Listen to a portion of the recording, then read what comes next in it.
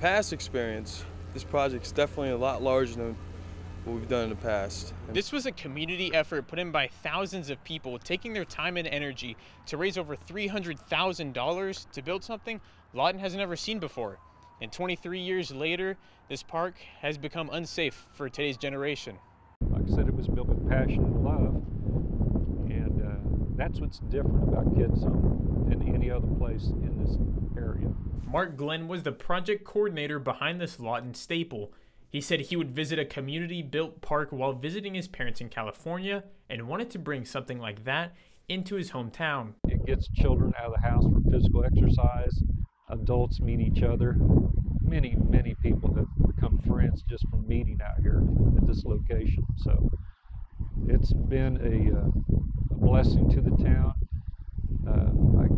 Nobody can argue with me that if I say that Lawton sure got a bang for its buck when this thing was built 23 years ago. It's wonderful. I'm impressed with the organization of it and just the enthusiasm of all the people that are here to help. Glenn says after the park was built, it was given to the city for upkeep. I'd say it's held up decently, but it could definitely stand some repair. With the effort put in by the community and the park slowly falling apart, many were surprised to see Kids Zone not on the list after City Council approved over $1.5 million for park repairs and improvements. Officials with the city say other parks needed the improvements more. Glenn adds, compared to plastic and metal parks, wood deteriorates a lot faster, and you can only fill in the cracks so many times. He says he knew the end was near. The lifespan of the park was expected to be 20 to 25 years, and here we are 23 years later. All things come to an end. Nothing lasts forever, and we are at the lifespan, the predicted lifespan. We've made it here. It might last another year or two, but this will come to an end too. Though the park wasn't expected to last forever, the amount of people who came and put it together will always have that memory. Everyone here is a team. Like, I feel like I'm part of the team. They're not my employees. The people here helping me. And that's the difference. So your attitude is completely different.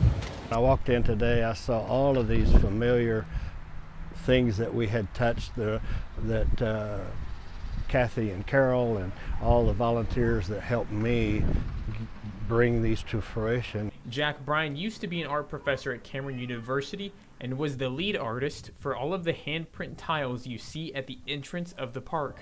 It has a touch of time interlaced within the whole thing, and I think that's good for this kind of throwaway society of where you have something that has lasted and is still valuable, still has its own little life that is going on and influencing. So I loved that I did it. I would do it all over again. But not all hope is lost. Glenn says they were able to invest part of the original donations and now have a reserve fund of around $40,000 that can be used to renovate or start a new Kids Zone. We're looking for an organization that'll step up to the plate and maybe want to build another one. Whether or not that'll happen, we'll see, but that's what I'd like to see.